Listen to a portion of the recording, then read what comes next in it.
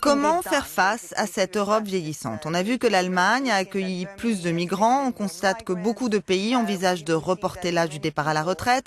Quel type de mesures peut-on prendre?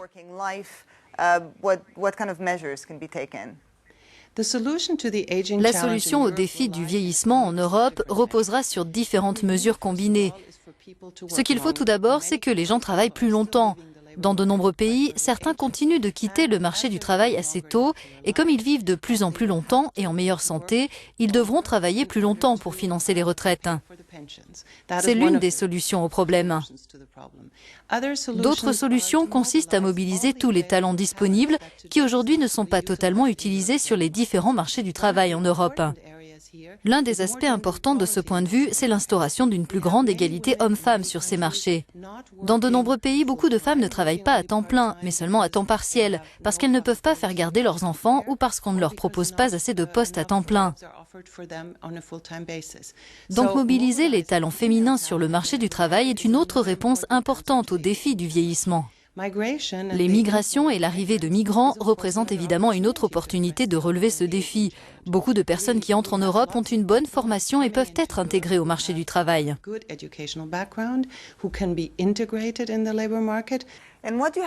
Et que répondez-vous à ceux qui disent que si les seniors travaillent plus longtemps, on créera moins d'emplois pour les jeunes? Ça fait de nombreuses années qu'on entend dire que faire travailler les gens plus longtemps privera les jeunes d'emploi. Ce n'est pas ce que l'on voit dans les faits. Dans certains pays comme la France, les gens quittent le marché du travail en étant relativement jeunes comparé à ailleurs. Et pourtant, depuis longtemps, le taux de chômage des jeunes est élevé en France.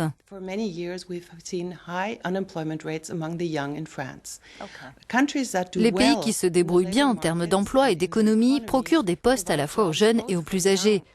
Ce n'est pas un simple passage de relais entre les emplois pour les jeunes et les emplois pour les plus âgés. Les nouvelles offres ne nécessitent pas toujours les mêmes compétences. Donc on ne peut pas simplement mettre quelqu'un à la retraite et ensuite supposer que cet emploi sera occupé par une personne plus jeune. Donc notre objectif doit être de mobiliser tout le monde, les plus âgés, les jeunes, les femmes, les personnes venant d'autres pays, les migrants, pour avoir une société inclusive et une croissance inclusive. Il ne s'agit pas de faire passer les emplois des plus âgés aux plus jeunes. Merci beaucoup pour cet éclairage.